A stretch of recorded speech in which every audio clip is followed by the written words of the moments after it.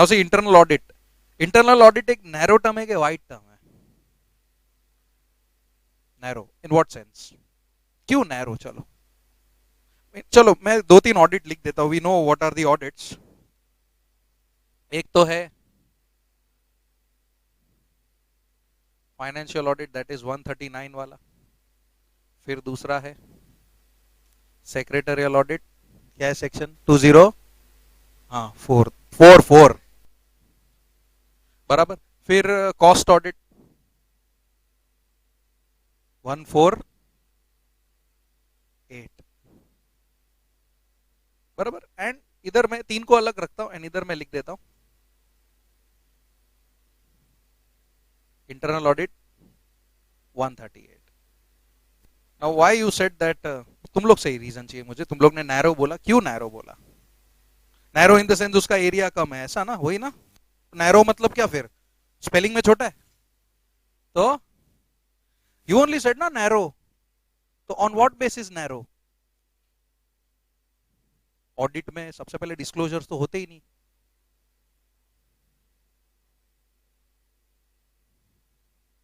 बाहर only in this three cases, चलो report is submitted right, in short, है ना? तो रिपोर्ट का ही बात कर रहे हैं ना। जैसे कि इसमें ऑडिट रिपोर्ट हो गया, इसमें MR3 वाला, ये भी ऑडिट रिपोर्ट और ये भी कॉस्ट ऑडिट रिपोर्ट, जो कॉस्ट अकाउंटेंट बना के डायरेक्टर्स को देता है और directors at the and central government को देते हैं, राइट? तो ये तो रिपोर्ट हो गया। चलो यहाँ पे there is no such report in internal audit, ऐसा कोई रिपोर्ट फिक्स नहीं मीन कि ये नैरो है कि वाइड है। On what basis you are saying narrow?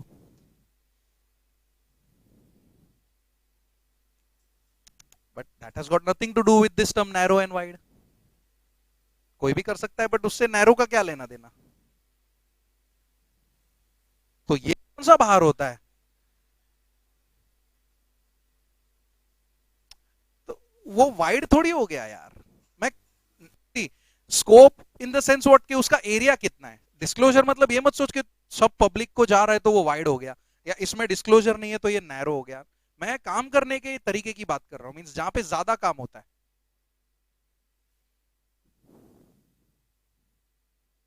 देखो, by the time we think about this three individual audits, ये तीनों का रेस्ट्रिक्टेड एरिया है।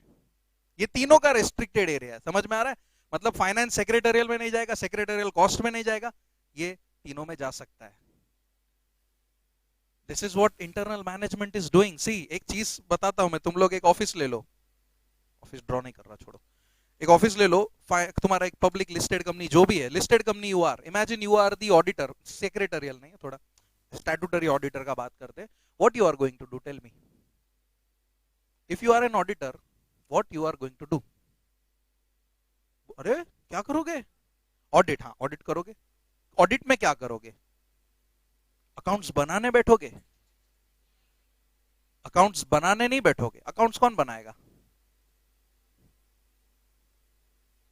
Management. Not, management is not the right word, but the employees of the company. जैसे कि data entry, tally, tally software, वो थोड़ी auditor आके tally करने बैठने वाला है क्या? नहीं। क्या तुम ऑडिटर को दिस ट्रायल बैलेंस दे दे तो ले, फाइनेंशियल बैलेंस शीट बना ले? नहीं, that is not his job. हाँ, अगर पूरा कंपनी का अकाउंट्स का काम लेके रखा है तो वो बनाएगा। Like many of the practicing chartered accountants, what they do is वो सीधा रॉ डेटा मंगवा लेते टैली का एंड खुद ही बाद में अकाउंट्स बनाते। But that does not happen in this big companies. ये जो बड़ी बड़ी कंपनीज होती है उसमें अकाउंट्स डिपार्टमेंट होता है। अगर सारा काम ऑडिटर से ही करवाना है तो डिपार्टमेंट क्यों रखा है, कि नहीं? तो एक डिपार्टमेंट है जो सब सब अकाउंट्स वगैरह मेंटेन कर रहा है। Now this accounts will be related to this two, एक तो कॉस्ट हो गया, एक फाइनेंस हो गया, और ये पूरा डिपार्टमेंट एक साथ बैठा है। That is where the internal work is being done, that is internal performance of the accounts. तो internal audit is not necessarily a narrow term, it becomes a wider term, क्योंकि कंपनी के पास freedom है, जहां घुसना है वहां घुसो। But यहाँ पे रेस्ट्रिक्शन लग जाते, नो डाउट। फाइनेंशियल ऑडिट भी अपने आप में बहुत बड़ी चीज है, but it is just restricted to finance. क्या ये सेक्रेटरियल ऑडिट देख सकता है? नहीं। बट अगर मुझे इंटरनल ऑडिट करना है और मेरे कंपनी में तीनों चीज है, तो इनके हाथ में काम देने से पहले मैं शायद इंटरनल असेसमेंट कर लू मेरा, भाई before I give my final status to this auditors, ये तीनों, लेट मी चेक कि भाई हमारा सब एफिशिएंटली बनाया गया है कि नहीं बनाया गया। Because if we make a mistake then definitely आगे मिस्टेक होने ही वाला है. सिंपल चीज ना, अगर इनपुट रॉन्ग गया तो आउटपुट ही रॉन्ग ही होने वाला. Because auditor, see auditor he will check कि हाँ ये एंट्री मैच कर रहा है कि नहीं कर रहा है, he will check that much. लेकिन सपोज एक जगह पे 10 लाख रुपया लिखना था, उधर गलती से 1 लाख लिख दिया, क्या ऑडिटर वो तुम्हारे एडमिनिस्ट्रेशन प्रीमाइसिस में जाके देखेगा कि एक्चुअल में 10 लाख आया था कि नहीं था? नहीं. वो क्या तुम्हारे पास बैंक स्टेटमेंट मांगेगा? नहीं. राइट. तो that is the reason the input has to be strong. और ये सारी चीजें इंटरनली होती है. And again this is not compulsory, as I said ये सब बड़ी बड़ी कंपनीज में होता है. अभी तुम भी जब ये प्रैक्टिसिंग जो ऑडिटर्स होते हैं, मतलब चार्टर्ड अकाउंटेंट्स के ऑफिसेस होते हैं, उन लोग बहुत सारी कंपनीज का काम खुद ही ले लेते हैं. मतलब they have the staff, they will just बोलते हैं ना export the data, sorry import the data of this Tally, and based on that Tally data they will only prepare the accounts, they will only prepare those ledgers. उसके बाद trial balance बना के सब खुद ही कर लेंगे, क्योंकि छोटा कंपनी है. when I talk about such big listed companies, or not only listed but unlisted companies, वो भी बड़ी कंपनियां हैं, तो उसमें ऐसे टीम होते हैं, accounts team and all. They accounts, not only accounts, मेरा तो एग्जांपल अकाउंट्स था, राइट. सेक्रेटरियल का भी टीम हो सकता है. बिकॉज क्या कंपनी का, sorry practicing CS, don't you think, वो याद है हम लोग डिस्कस कर रहे थे कि वो सब स्टाफ के पास से डेटा मांगेगा, तो ये डेटा बराबर मैनेज करके रखा होगा तो हम दे पाएंगे ना. If we don't have those data with us regarding this compliances, कि क्या हमने किया है क्या हमने नहीं किया है, how can we give proper information to that? yes, अगर हमने proper information नहीं दिया तो वो बेचारा ऑडिट नहीं कर पाएगा, और ऑडिट कर भी देगा तो गलत होएगा. गलत in the sense there will be some flaws in it, कुछ ना कुछ मिस हुआ रहेगा. तो that is the reason internal audit है ना, it is a wider term. See nowhere it is written ना, मैं खाली एक्सप्लेनेशन के बेस के ऊपर जा रहा हूं. तुम बोलोगे किधर लिखा है 138, मैंने नहीं लिखा इट इज नैरो और वाइडर. इंटरनल ऑडिट मैं क्यों वाइडर बोलता हूं? बिकॉज कंपनी के पास फ्रीडम है. और क्या ये 3 चीज का ही ऑडिट होता है? हमने अभी कल या परसों, आई डोंट नो क्या चीज, we saw so many types of audit. हाँ, तो वो सारे ऑडिट इन तीनों में आते थे. अदर ऑडिट्स नहीं, जो अदर ऑडिट्स थे, ये 3 ऑडिट भी थे, बट जैसे कि हमने वो सोशल ऑडिट्स, फिर ये environmental audit, forensic audit, IT audit, ये वो, उसके लिए क्या अलग से ऑडिटर अपॉइंट करना पड़ता है? सीएस कॉस्ट अकाउंटेंट होना चाहिए? नहीं, वो तो मेरा इंटरनल ऑडिटर भी कर सकता है ना, if he is experienced into that field. That is the reason यहां पे एरिया वाइडर हो जाता है. क्लियर?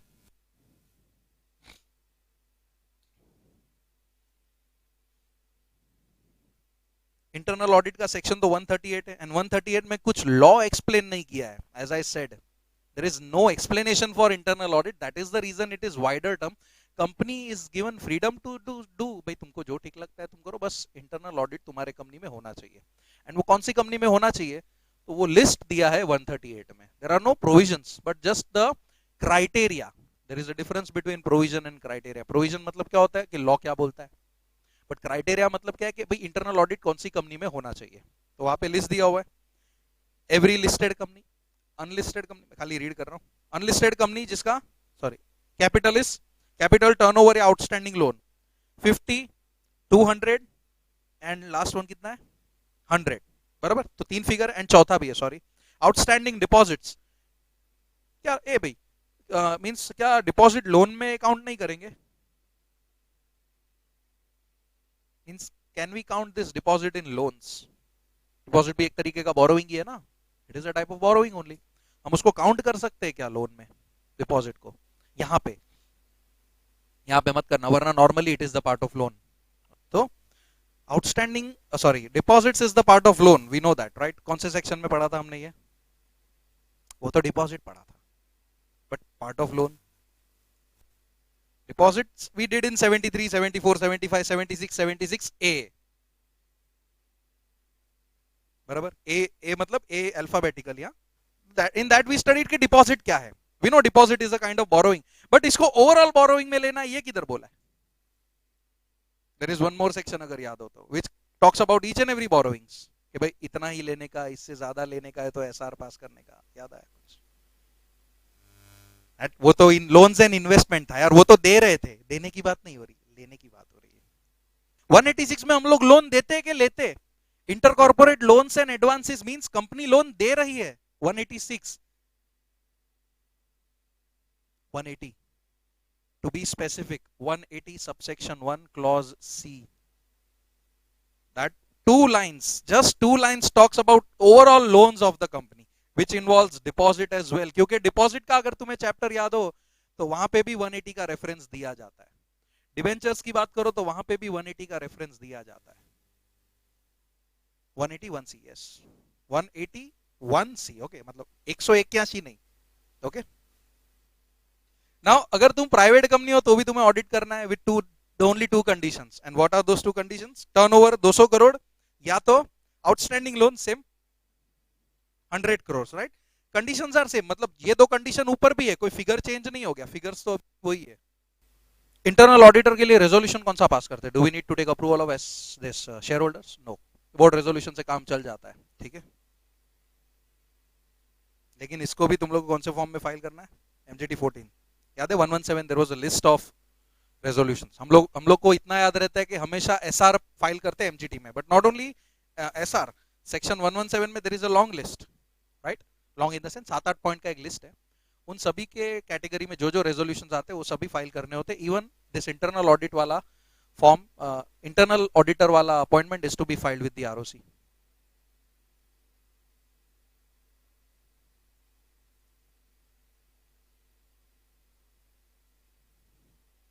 नाउ सी ऑब्जेक्टिव पे आते, चलो ऑब्जेक्टिव ऑफ इंटरनल ऑडिट देखते।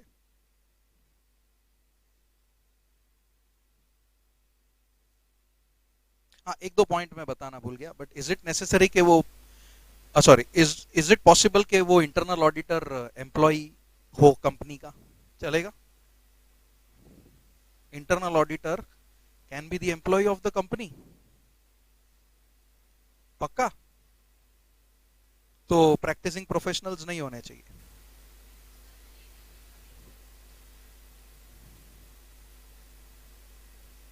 मैं इंटरनल ऑडिटर का बात कर रहा हूँ, सोच समझ के आंसर देना।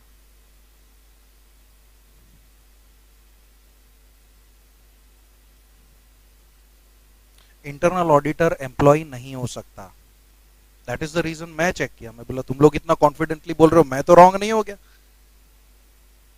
इंटरनल ऑडिटर एम्प्लॉय कभी नहीं होता, कहां सुन के आए तुम लोग? मैं जो टीम का बात कर रहा था that is different, and internal auditor is different. समझ में आ रहा है क्या? तुम लोग अगर वो पॉइंट ऑफ व्यू से बोल रहे हो क्या सब कुछ ऑफिस में हो रहा है तो इंटरनल ऑडिटर भी एम्प्लॉय है, नहीं। Auditor has to be some outsider, independent person, ठीक है? तो वहां पे लिख दो any person except employ.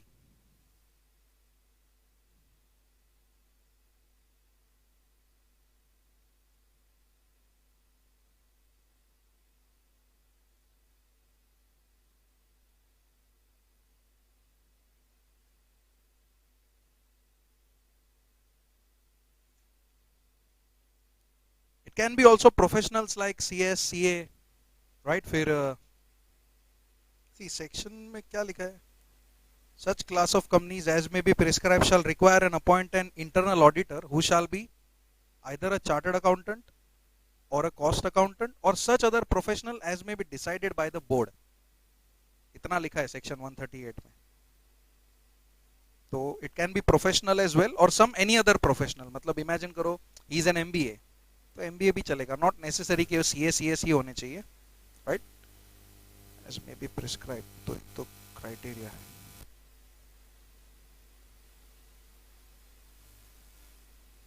MBA company में, MBA तो एम्प्लॉय होता है,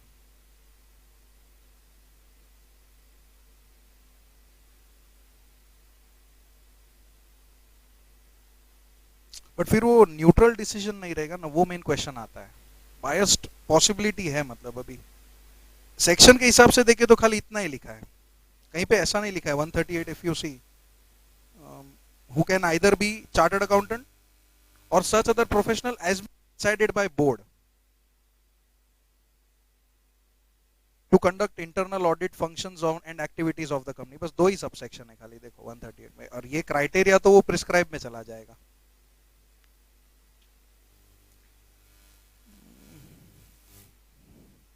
तुमने क्या लिखा वहां पे? क्या लिखा? मतलब वो जो मैं डिक्टेट कर रहा हूँ ना वही लिखो, एक काम करो वो काट दो, जो सेक्शन में लिखा है ना वही लिखो।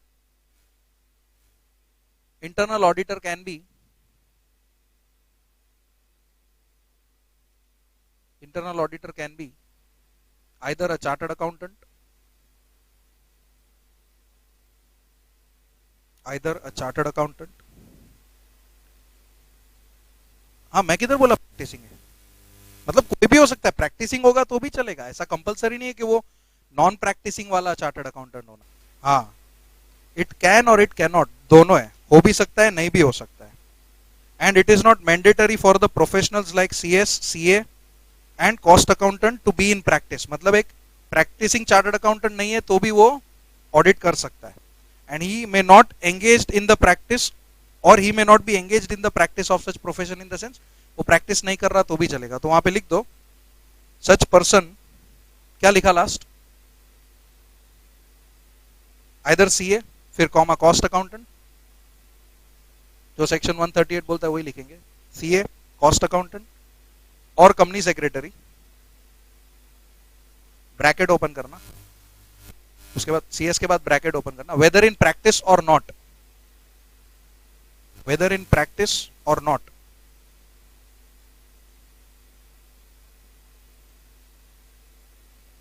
Slash may or may not be an employ.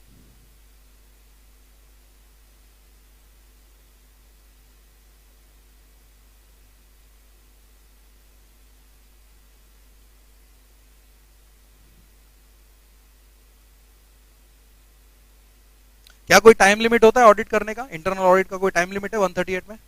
No, no time limit required. मतलब ये पता है, ये सब ऑडिट का टाइम होता है, फाइनेंशियल ऑडिट एजीएम के पहले हो जाना चाहिए, नहीं हुआ तो कोई डिफॉल्ट नहीं है, बट नॉर्मली एजीएम के पहले हो जाना चाहिए, राइट, बिकॉज एजीएम में हम लोग ऑडिटेड फाइनेंशियल स्टेटमेंट्स देते हैं, बराबर। If you haven't audited your accounts, क्या अनऑडिटेड सबमिट कर सकते हो? उसको क्या बोलते हैं? प्रोविजनल, उसको प्रोविजनल बोलते हैं।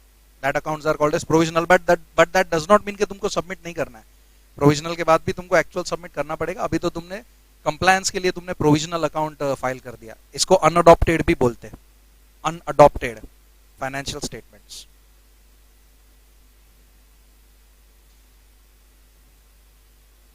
अभी ऑब्जेक्टिव्स पे आ जाओ। द मेन ऑब्जेक्टिव क्या है? सी, सबसे पहला operational control framework including fundamental and basic system in all the areas of business. As I said starting में मैंने बोला कि इंटरनल ऑडिट कोई एक एरिया पे लोकेट नहीं होगा, जो तुमको एरिया में ऑडिट करना है वहां पे तुम कर सकते हो, right. It is depending on the company, which ever areas you want to conduct internal audit you can, क्योंकि तुम्हारा असेसमेंट है, कोई लॉ गवर्न नहीं कर रहा। बस लॉ 138 इतना गवर्न कर रहा है कि भाई तुम अगर इतनी बड़ी कंपनी हो जैसे कि 100 करोड़ ये ऑल दैट कंडीशन, तो मेक श्योर कि तुम्हारा इंटरनल सब पूरा प्रॉपरली मैनेज हो, और चेक करने के लिए एक इंटरनल ऑडिट हो, सो दैट जब फाइनल रिपोर्ट्स बनेंगे तो उसमें कुछ गड़बड़ ना निकले। It is a kind of extra safety, और कुछ नहीं। The adequacy of risk identification, assessment, mitigation. Identification मतलब टू फाइंड आउट, असेसमेंट मतलब what do you assess, assess में क्या करोगे, when ever you see risk, and risk को assess करना मतलब क्या, क्या हर एक, हाँ एग्जैक्टली, क्या हर एक risk same level of risk होता है? नहीं, some risk can be very high risk, some of them can be very low risk, तो ये सारी चीज मॉडरेट भी हो सकता है, ये सब चीजें तुम असेसमेंट में एनालाइज करो। And what you mean by mitigation, उसको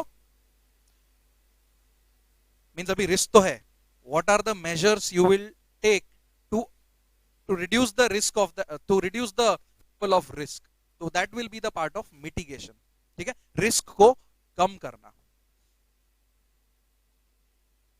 and it shall include fraud risk as well, right? B point क्या है जरा रीड करना, एक मिनट क्या, एक्सटेंड, फिर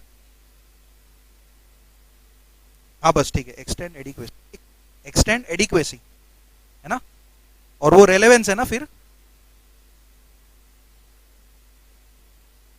extend adequacy, relevance of compliance with existing policy, plans, procedure, documents with क्या है वो, within the organization. Okay, now what is this extending relevancy, adequacy? Extend adequacy, क्या adequate क्या है, adequacy relevance of compliance with existing policy मतलब क्या? देखो याद है हमने वो compliance chart and all वो सब पढ़ा था in one of the chapter, compliances का शेड्यूल, कंप्लायंसेस की पॉलिसीज, किस तरह तुम्हारा रिपोर्टिंग एंड ऑल होगा, right? That was all the part of compliances. तो जो तुम्हारा पॉलिसी है उस हिसाब से सब हो रहा है कि नहीं हो रहा है, ये भी तुम इंटरनल ऑडिट में चेक कर सकते हो। लाइक फॉर एग्जांपल, अगर तुम्हारा सपोज पॉलिसी है कि जैसे ही कोई फॉर्म फाइल हो जाता है we have 30 days, normally we have 30 days, बहुत सारे फॉर्म में 30 डेज का टाइम लिमिट होता है, बट हमारा पॉलिसी ऐसा है कि make sure we file the forms within a week. Suppose see, ऐसा कोई हार्ड एंड फास्ट रूल नहीं है, but it is our policy कि हम नहीं चाहते कि लास्ट मोमेंट पे भागम भागो, एंड ऐसा ना हो कि लास्ट में करने में मिस आउट हो जाए। पॉसिबल है, फिर देखो प्रॉब्लम कुछ नहीं होगा, फाइन लगेगा, but as a company we don't even want to afford a nominal fine. ठीक है, फाइन कितना लगता है, एक फॉर्म मिस करोगे तो 400-500 रुपए एक्स्ट्रा लगेगा, ज्यादा कुछ नहीं लगता फाइन के तौर पे, डिफॉल्ट नहीं होने वाला है वो, right? But if suppose if we have driven such policies, we have to ensure that जो भी हमारा कंप्लायंसेस वगैरह हो रहा है they all are in line with our policies, right? जैसे कि वो सीएसआर का मैं हमेशा एग्जांपल देता हूँ, सीएसआर में अभी अभी चेंज हुआ, तो we also need to change our policies कि भाई स्पेंड करना ही पड़ेगा, और अगर पूरा नहीं कर पाए तो 3 साल में करना पड़ेगा। पता है कि नहीं, है मैंने बताया काफी बार, मैं इसको बीच में लेके आता हूँ, right? That is our policy, क्योंकि पहले क्या था, नहीं किया तो भी चलेगा, but now we have to change it and we have to ensure कि भाई हमारी जो पॉलिसीज है उस हिसाब से हमारा सीएसआर एक्टिविटीज हो। Next, the extent of compliance with relevant statutory requirements. What do you mean by statutory requirements? जो लॉ में लिखो, बराबर के नहीं? Can you just be in parallel to the requirements all the time? But you have to, yes. देखो कभी कभी कुछ मिस आउट हो सकता है, कितना भी बड़ा कंपनी ले लो, कुछ ना कुछ तो कभी ना कभी इधर उधर हुआ रहेगा, इधर उधर saying any kind of fraud. But the thing is, we have to be in parallel with the statutory requirements. When I say in parallel, मतलब क्या भाई, जितना टाइम लिमिट दिया है, जो टाइम फ्रेम दिया है, उतने टाइम में तुम्हारा सबमिशन वगैरह कर दो। लाइक एजीएम की बात, कल ही मुझे किसी ने एक डाउट भेजा था, just I will share it with you, तुम लोग में से नहीं, एग्जीक्यूटिव में था, एंड उसका आंसर तुम भी दे सकते हो कि सर अगर 15 महीने में एजीएम नहीं हुआ, याद है ना 15 मंथ्स वाला, तो क्या आरओसी एक्सटेंशन देता है? याद है ना, आरओसी सब्सिक्वेंट में 3 महीने का एक्सटेंशन देता है कि if you don't conduct within 6 months तो extension can be given, 3 months का एक्सटेंशन नहीं मिलता। तो ये मुझे पूछा था, तो अभी ये this is also the part of compliance only, that company has to be parallel रहते वक्त 15 महीने को भी फॉलो करना है ना। याद है वो मैंने आई थिंक तुम लोग को भी बीच में बताया था, हाउ टू कैलकुलेट, बताया था ये बैच में, बताया मैंने फाइनल में आके कि how to calculate the last date, कि नहीं बताया? बताया, हाँ। तो 15 मंथ्स को भी कंसिडर करना है ना। अगर 15 मंथ्स अगस्त में खत्म हो रहा है, लेट अस अज्यूम 15 मंथ्स हो रहा है, तो क्या मैं 6 महीने का जिद पकड़ के बैठ सकता हूं? बिकॉज 6 महीना सितंबर में खत्म होने वाला है, तो I have to conduct AGM by August. नहीं किया तो क्या 3 महीना उधर मिलेगा? मिलता है, क्यों नहीं मिलेगा? सब्सिक्वेंट एजीएम के लिए एक्सटेंशन मिलता है, ऐसा नहीं है कि 6 महीना है तो ही 3 महीना मिलेगा। Don't think like that. If you don't, जो भी तुम्हारा टाइम लिमिट आता है सब्सिक्वेंट का, अगर वो तुम नहीं करोगे तो तुमको 3 महीने का एक्सटेंशन मिलता है, बराबर? लेकिन why we need to go for extension if we are in parallel to our statutory requirements? हम लोग अगस्त तक एजीएम ले लेंगे, क्या है, पेपर पे ही तो होता है। सच में छोटा मोटा कंपनी पेपर पे एजीएम हो जाता है, सच बोलूं किसी को बुलाने की जरूरत नहीं है, शेयर होल्डर भी घर के ही होते हैं, unless and until it is big listed companies, तो फिर होता है। बाकी छोटा मोटा कंपनीज में 90% ऑफ द कंपनीज में सारी बोर्ड मीटिंग, सारी जनरल मीटिंग्स पेपर पे ही होती है, सारे अटेंडेंसेस चाहे आया हो या ना आया हो प्रेजेंट ही होता है। This is the fact. तुम भी जब आर्टिकलशिप करोगे तुमको पता चलेगा, अटेंडेंस शीट बिना देखे बनाते हो, बिना देखे मतलब you don't need to see whether the meeting was conducted or not. खाली बहुत सारी कंपनीज, प्राइवेट कंपनीज की बात करूं ना, तो 90% प्राइवेट कंपनीज ऐसी है जो खाली कंप्लायंस के लिए पेपर पे मीटिंग दिखा रही है, बाकी रियल में मीटिंग भी नहीं हुआ है। सही में रियल में बोर्ड मीटिंग भी नहीं हुआ है, but just to fulfil that compliance of 4 board meetings in a year, they just show it that 1 meeting has been conducted in every quarter. ऐसा मैं खुद भी किया हूं कितनी कंपनीज के लिए, क्योंकि कंप्लायंस पूरा करना है। क्यों? Again we have to fulfil the statutory requirement, चाहे वो एथिकली हो या अनएथिकली। कोई देखने नहीं आने वाला, बोलेगा वीडियो रिकॉर्डिंग दिखा, तुम लोग मीटिंग ले रहे थे, nobody is going to take that proof. But अगर ऑन कंप्लायंस ऑन पेपर आ गया तो तुम्हारा काम हो गया वैसा। Next is status and implementation of internal and external audit recommendations. What do you mean by internal audit? तो ये हो गया एक्सटर्नल ऑडिट।